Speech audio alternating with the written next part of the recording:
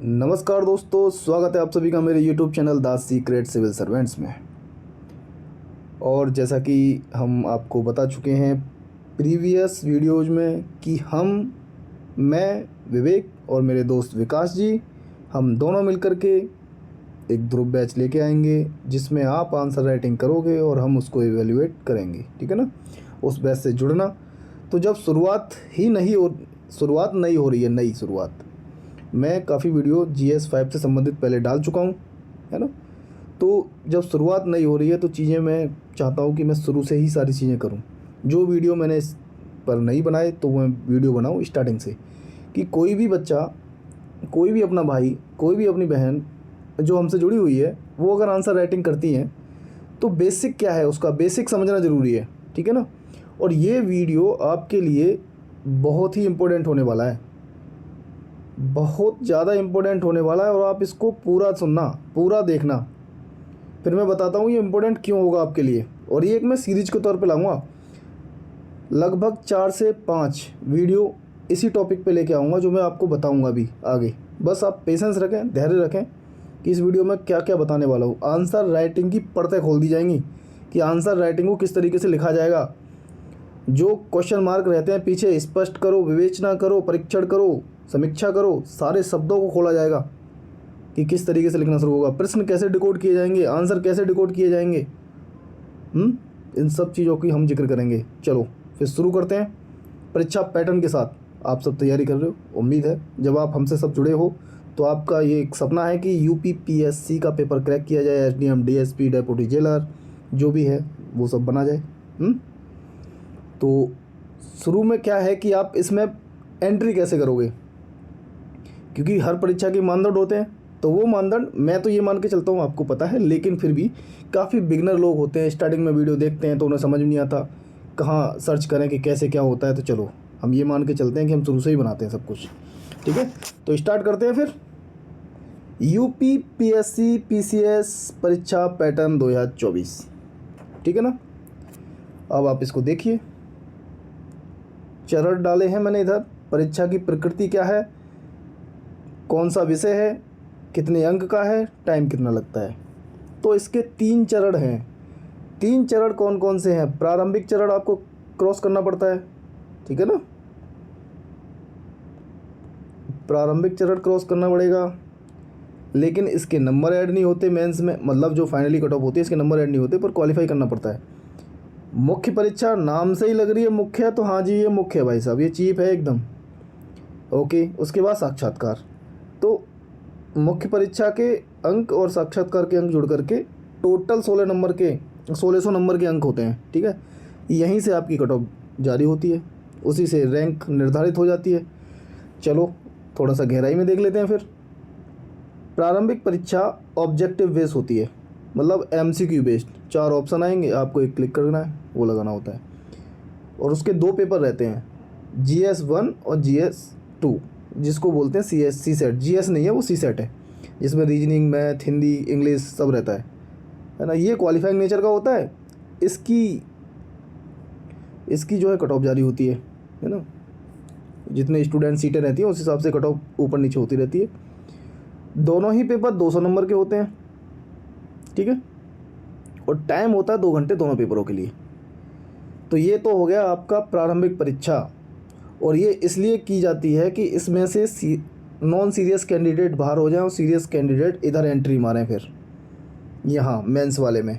ठीक है, तो थोड़ा सा क्लियर कर लेते हैं इसको।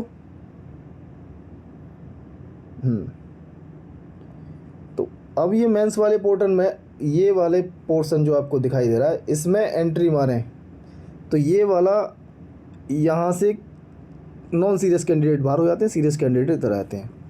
ये वाला जो शब्द है ना मेरा कि नॉन सीरियस और सीरियस, भाई मेरे साथ कितने दोस्त हैं कि जो है खूब सीरियस हैं, लेकिन PT की कट ऑफ कभी कभी बहुत हाई चली जाती है, पता ही नहीं चलता, खूब मेंस की तैयारी करके बैठे हैं। लेकिन फिर भी ये एक दायरा है जिससे कि अब मेंस में आएंगे बच्चे। ठीक है, अब मेंस में जैसे एंट्री होगी तो उसको आप समझिए। ये पेपर जो ऑब्जेक्टिव रहता है और मेंस रहता है आपका सब्जेक्टिव पेपर, लिखित पेपर जिसे बोलते हैं, क्योंकि उसमें लिखना होता है इसलिए लिखित है। और वर्णनात्मक मतलब सब्जेक्टिव है। एक ही क्वेश्चन को जितने भी लोग लिखेंगे, जब ज़्यादातर सब अपना अपना मत से अलग अलग तरीके से लिखते हैं, अलग अलग पॉइंट लिखते हैं, क्योंकि कंटेंट बहुत कुछ होता है हमारे पास और समय लिमिटेड होता है, तो उसमें सबके टॉप पॉइंट अलग अलग हो जाते हैं कुछ कॉमन पॉइंटों के साथ, ठीक है। तो ये सब्जेक्टिव पेपर रहता है। अब थोड़ा सा और गहराई में सुनिए आप, ठीक है। जब पेपर देने आप जाओगे, पीटी निकल जाएगा और मेन परीक्षा की लिए आप पहुंचोगे सेंटर, तो पहले दिन किसका पेपर होता है? सामान्य हिंदी का और निबंध का। पहला पेपर मॉर्निंग में सामान्य हिंदी का रहेगा, 150 नंबर का रहता है। सेकंड शिफ्ट में 150 नंबर का दूसरा पेपर। दोनों के लिए मिलेंगे 3-3 घंटे। और पहला दिन आपको लगेगा इजी, आप मज़े में रहते हो उस समय। क्यों? क्योंकि सामान्य हिंदी में 3 घंटे बहुत तुम्हें लगेंगे और निबंध में भी आपको 3 घंटे काफ़ी लगेंगे, सफिशिएंट लगेंगे काफ़ी। तो इसलिए आपका हाथ उतना तेज़ दर्द नहीं करेगा और मस्त रहोगे आप। अब आइए, कहानी यहाँ से शुरू होगी। फिर डे 2 आएगा, GS1 का पेपर होगा, GS2 का पेपर होगा। मॉर्निंग शिफ्ट में GS1 और सेकंड शिफ्ट में GS2। इनके मार्क्स रहते हैं 200 और 200, समय वही 3 घंटे रहेगा। अगले दिन फिर D3 मतलब डे 3, GS3 और GS4, 200 नंबर 200 नंबर, समय वही, ठीक। अब आ गया डे 4, जिसमें GS5 और GS6 जो यूपी स्पेशल के पेपर इस बार ऐड किए थे। पहले जो हुआ करता था वो ऑप्शनल पेपर रहते थे, जैसे मेरा पॉलिटिकल साइंस था। तो डे 4 ये भी 200, ये भी 200 और नंबर वो समय कितना? 3 घंटे, ठीक है। इस तरीके से मुख्य परीक्षा का जो टोटल रहता है वो 1500 रहता है कुल टोटल। 300 नंबर डे 1 वाले, बाकी डे 2, डे 3 और डे 4 ये तुम्हारे 1200 नंबर के बैठ जाते हैं, ठीक है। और होता ये है कि आपको लगता होगा जब मुख्य परीक्षा में आप जाते हो ये कि आप तैयारी कर लोगे, सारा खेल आंसर राइटिंग का है। और हम आंसर राइटिंग से ही संबंधित ये वीडियो आपको इसलिए बता रहे हैं। इसमें आपको छुट्टी भी नहीं मिलती, लास्ट टाइम एक भी छुट्टी नहीं दी थी। ऑप्शनल वाला जब पेपर रहता था तो 1 या 2 दिन की छुट्टी मिल जाती थी। इस वाले पेपर में तो आदमी 3 दिन देने के बाद तो ये 2 दिन का प्रेशर रहता था, 1 दिन का प्रेशर वैसे भी नहीं रहता था। यहाँ का प्रेशर रिलीज हो जाता था ऑफ होने की वजह से। अब तो 4 दिन आपको लगातार देना है, हो जाता है ऐसा, ठीक है ना। चलिए, और जब ये क्वालिफाई होगा तो उसके बाद साक्षात्कार के लिए बुलाया जाएगा। और साक्षात्कार तो मौखिक ही होगा, ठीक है ना। और वो 100 नंबर का रहता है। टोटल नंबर हो जाते हैं आपके 1600। कितने? 1600। और ये आपको पैटर्न बता दिया मैंने, परीक्षा का पैटर्न कैसा है। ये पैटर्न देख लिया हमने, विषय भी देख लिया, अंक भी दे लिए, समय देख लीजिए। 1600 नंबर का पेपर है और सारी तैयारी तो इसी की हो रही है। और हमारा फोकस किस पे था? हमारा फोकस था उत्तर लेखन का महत्व।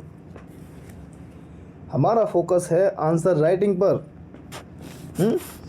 क्योंकि सारा खेल उसी का है। 1500 नंबर की आंसर राइटिंग है, वो तुम्हें करनी है। और वो बगैर तैयारी के नहीं आएगी, वो बगैर प्रैक्टिस के नहीं आएगी। वो कौन सा एक डायलॉग मारते हैं, करत करत अभ्यास के जड़ मत होत सुजान। तो वो वाला पूरा डायलॉग है कि आपको आंसर राइटिंग करनी पड़ेगी। क्योंकि इसका महत्व क्यों है? क्योंकि ये 1600 नंबर का है भाई मेरे, सॉरी, क्योंकि ये टोटल 1600 मार्क्स हैं। लेकिन उसमें से ये लेखन का महत्व क्यों है? क्योंकि ये टोटल में से पेपर टोटल मार्क्स 1600 का है, जिसमें से कट ऑफ जारी होती है। लेकिन सब्जेक्टिव पेपर कितने का है आपका? 1500 मार्क्स का। तो है कि ना इम्पोर्टेंट? जिसमें से और क्यों महत्वपूर्ण है ये उत्तर लेखन आपके लिए? जब आप ऐसे का पेपर लोगे तो उसमें 3 ऐसे आपको लिखने होते हैं, 700 वर्ड के होते हैं। 3 घंटे में आपको 2100 शब्द लिखने होते हैं, ठीक है। प्रत्येक GS पेपर का स्कोर अगर देख लें तो 10 क्वेश्चन शॉर्ट रहते हैं, 125 वर्ड रहता है। 10 क्वेश्चन लॉन्ग रहते हैं, 200 शब्द रहते हैं। तो 1250 और 2000, 3250 शब्द आपको 3 घंटे में लिखने होते हैं, ठीक है ना। तो इस चीज़ की तो स्ट्रेटेजी बनाना आपकी प्रैक्टिस पे मायने करेगा कि आप कैसे बेहतरीन कंटेंट के साथ, है ना, बेहतरीन फ्लो चार्ट डायग्रामों के साथ अपनी प्रस्तुतिकरण दे सकते हो। और वो प्रैक्टिस से आएगा, ठीक। चलो आगे बढ़ते हैं। उत्तर लेखन का महत्व हमने बता दिया, क्योंकि कितने शब्द लिखने हैं उसमें, इस वजह से आपको तैयारी ज़रूरी है। ये कुछ ऐसा ही है भैया कि अगर हम कहेंगे कि सूर्य कुमार यादव जी हमारे क्रिकेट में अगर IPL वगैरह देखते हुए T20 मैच वगैरह, तो वो 360 बोले जाते हैं। क्या वो शुरू से 360 थे? नहीं भाई, उन्होंने तैयारी करी थी चारों तरफ शॉट मारने की, इसलिए वो T20 में नंबर 1 बल्लेबाज हैं। तो ऐसे ही अगर, तो तैयारी तो हमें करनी पड़ेगी। उत्तर लेखन शुरू करने से पहले क्या तैयारी करें? जैसे कि हमने बताया ग्रुप बैच हम 23 से स्टार्ट करेंगे, तो जो लोग हमें ज्वाइन करेंगे तो एक कसम में तो है ना कि कैसे लिखा जाएगा, तो उसकी तैयारी मैं बता रहा हूँ आपको, अभी समय है। तो आप उत्तर लेखन शुरू करने से पहले आप क्या तैयारी कर सकते हैं, पहले तैयारी क्या करनी है, स्टार्टिंग पॉइंट क्या है। अब ट्रैक पे दौड़ना है, तुमको रनिंग करनी है, तो बंदोबस्त तो करना पड़ेगा कि शूज़ वगैरह पहनने हैं, ट्रैक वगैरह के बारे में जानकारी है कि नहीं है, कैसा ट्रैक है ये है। वो एक होता है स्टेपल चेज बोलते हैं कि पानी वाला है कि हमें प्लेन मैदान पे दौड़ना है या फिर पहाड़ों पे जाना है, तो उसी हिसाब से तो तैयारी करते हो आप। और जब आपको मालूम है कि तुम्हें यूपीपीएससी की तैयारी कर रहे हो और एसडीएम डीएसपी बनने के सपने पाले हुए हैं, तो सबसे पहले इस लड़ाई की शुरुआत होती है हमारे सिलेबस से।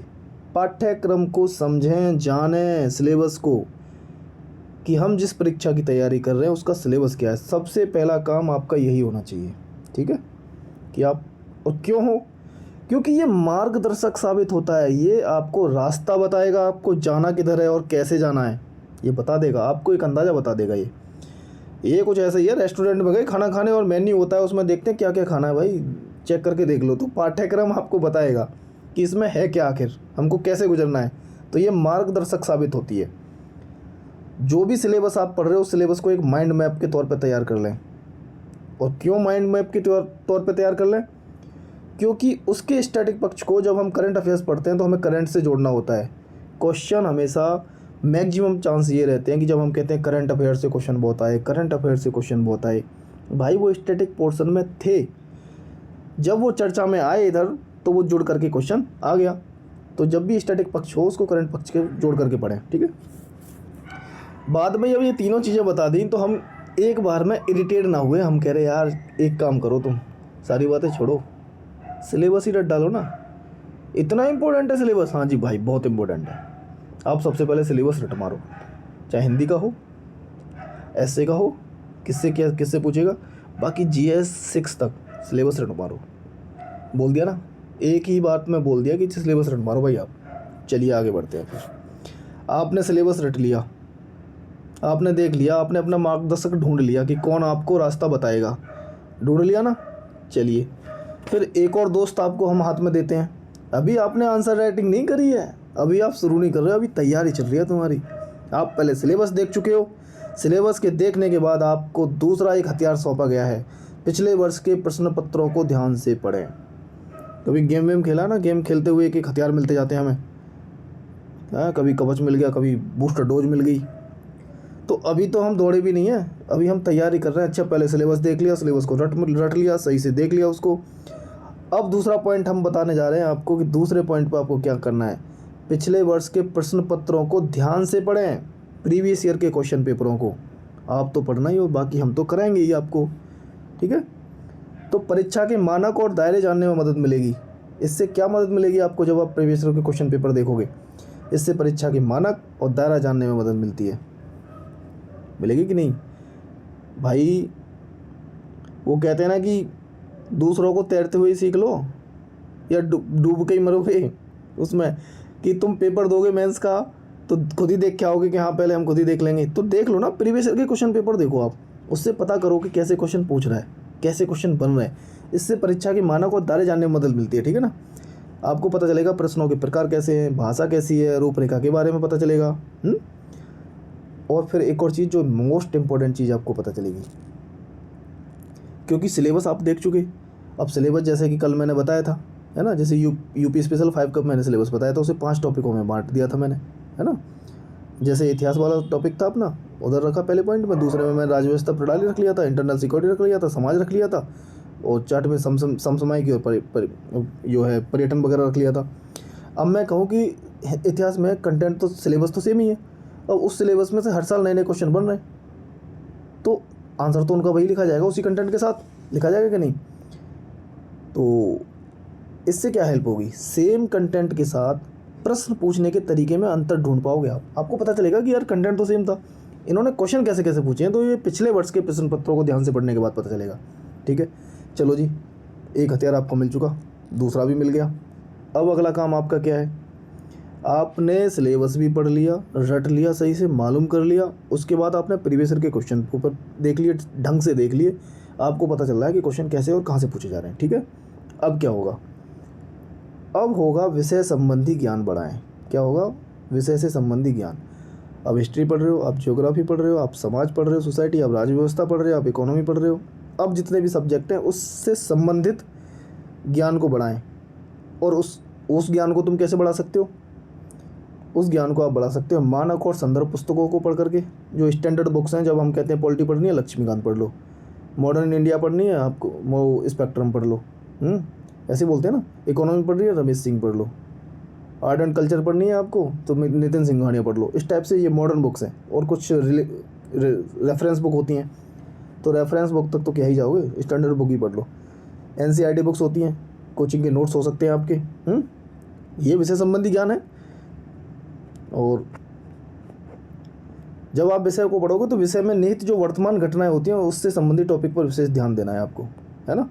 क्योंकि मैंने आपको बताया था सिलेबस रटना है, उसके बाद मैंने कहा था प्रीवियस ईयर के क्वेश्चन पेपर। और स्टैटिक पोर्शन जो होता है उसको हम करंट से जोड़ करके ही पढ़ें तो बेहतर है। तो उसमें देखें कि कौन से मुद्दे वर्तमान में ज्वलंत हैं, तो उसको और ज़्यादा गहराई से पढ़ लें। यही है आपका विषय संबंधी ज्ञान बढ़ाएं। 3 पॉइंट आपके तैयार हो चुके हैं बॉस, है ना। सिलेबस आपने देख लिया,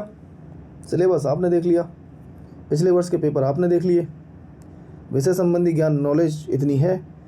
और ऐसा नहीं है कि बहुत ही चाहिए, मैं कह रहा हूँ कि अब तुम तैयार हो चुके हो भाई, दौड़ लगा दो। अब तो तुम तैयार हो पूरी तरह से, घुटने टेक दिए, बंदूक की गोली चलना बाकी है, जिससे तुरंत रेस शुरू होगी। अब होगा उत्तर लेखन शुरू। इसलिए प्रासंगिक विषयों का जब बुनियादी ज्ञान प्राप्त हो जाए आपको, तो उत्तर लेखन शुरू कर दें आप। जब लगे कि थोड़ा थोड़ा हमें पता चल गया, जानकारी होगी, अब प्रैक्टिस करते करते हम सीख जाएंगे। क्यों? तो ये 3 चीज़ों पे आप काम कर सकते हैं कुछ दिनों में, है ना। जैसे कि आज 13 तारीख हो गई और हम 23 तारीख से स्टार्ट करेंगे, तो 8-10 दिन जो भी हैं आप इन तीनों चीज़ों पे ध्यान दें। आप सिलेबस पे ध्यान दें, और आप जो है प्रीवियस ईयर के क्वेश्चन पेपर पे ध्यान दें। आप विषय संबंधी जो ज्ञान है उसको बढ़ाने पे ध्यान दें, है ना। जैसे अभी GS 5 पे हम काम करेंगे, उसके बाद GS 6 पे करेंगे, ठीक है ना। और लास्ट में मैं इस वीडियो को इस कोट के साथ समाप्त करूँगा। ऐसी प्रैक्टिस करें जैसे कभी जीते नहीं, और ऐसे खेलें जैसे आप कभी हारे नहीं। मतलब ये है, हम तुम्हारे साथ हैं, आप हमारे साथ हो जाओ। हम मिल कर के इस बार यार सक्सेस हासिल करेंगे। UPPSC का पेपर फोड़ेंगे, रखे फोड़ेंगे और ढंग से। और वो कैसे होगा? प्रैक्टिस से होगा। ऐसी प्रैक्टिस करेंगे जैसे हम कभी जीते नहीं, और जीतने की भूख है हमारे अंदर। और जब मैन खेल होगा हमारा, अभी प्रैक्टिस कर रहे हैं हम। जैसे IPL वगैरह देख रहे हो, मैच वगैरह देख रहे हो, तो नेट पे प्रैक्टिस करने की आदत। जैसे विराट कोहली अगर महान बल्लेबाज है, कैसे महान बल्लेबाज है भाई, वो अपनी प्रैक्टिस कभी मिस नहीं करता। सचिन तेंदुलकर महान बन पाए थे कैसे? क्योंकि वो कभी प्रैक्टिस मिस नहीं करते थे अपनी। तो ऐसी प्रैक्टिस करेंगे कि जो मैच खेला जाएगा हमारा, तब ऐसा खेलेंगे जैसे कभी हम हारे ही नहीं। इस डायलॉग। दूसरा, अभ्यास से हमारा कॉन्फिडेंस बढ़ता है, आत्मविश्वास पैदा होता है, और आत्मविश्वास आपको सशक्त बनाता है। और जब आप सशक्त बनते हो तो सफल भी बन जाते हो, है कि नहीं। जब आप सशक्त बनते हो तो सफल भी बन जाते हो। ठीक, तो जुड़िए हमारे साथ, आप ध्रुव बैच में जुड़िए। मैंने यूट्यूब पे थंबनेल पे वैसे लगाया भी है। हाँ, लेकिन एक चीज़ तो मैं बताना भूल ही गया आपको, वीडियो बनाया था। चलिए कुछ दिखाते हैं आपको। ये है IAS सृष्टि जयंत देशमुख। और इनकी एक बुक है द आंसर राइटिंग मैनुअल। और आपको ये जो पॉइंट मैंने निकाल के दिए हैं, और आगे आने वाली ये शक्तिमान सीरीज में जो मैं बोल रहा हूँ कि शक्तिमान सीरीज, शक्तिमान क्यों है ये? क्योंकि आंसर राइटिंग का शक्तिमान ये तुम्हें बना देगी। छोटी छोटी मगर मोटी बातें, बचपन में हमने बहुत देखा था। आई थिंक, मुझे लगता है आपने भी देखा होगा। शक्तिमान आया करता था। तो ये इन मैम की बुक है। अगर आपको खुद से पढ़नी है तो आप खुद से भी ले सकते हो, लेकिन नहीं पढ़नी है तो इसकी जो मेन क्रक्स वाली चीज़ें हैं छोटी छोटी, वो मैं आपको बता दूंगा। 3 से 4 वीडियो में बता दूंगा, ठीक है ना। ये बुक आप देख सकते हो। तो IAS सृष्टि जयंत देशमुख की बुक बहुत ज़बरदस्त बुक है, जिससे मैंने कुछ मेन चीज़ें निकाल ली हैं, और वो मैं आपको बताऊंगा, पढ़ाऊंगा सही से, ठीक है ना। और किताब लेना चाहें किताब ले लें। और ये सारा श्रेय इन मैम को है, ठीक है ना। और भी बेहतरीन चीज़ें अब ये देख लेना कि ये जो सब मैंने बताया है एक IAS ऑफिसर की लिखी हुई चीज़ें हैं। बस मैंने ये है कि अपने PCS से जोड़ दिया है। उन्होंने IAS के बारे में बोला था, मैंने PCS के लिए जोड़ा है। आगे जब मैं बताऊंगा कुछ क्वेश्चन जो उठाए हैं, मैंने अपने PCS से उठाए हैं, तो आपके लिए बहुत हेल्पफुल होगा। मैं ये गारंटी दे सकता हूँ, आपके लिए जितनी भी चीज़ें ज़रूरत की होंगी और जितनी बेहतरीन कंटेंट की ज़रूरत होंगी, मैं और विकास जी दोनों मिलकर के बेहतरीन कंटेंट आपको प्रोवाइड कराएंगे। आप हमारे साथ जुड़ें, ठीक है ना। थैंक यू, बहुत बहुत धन्यवाद आपका मुझे सुनने के लिए।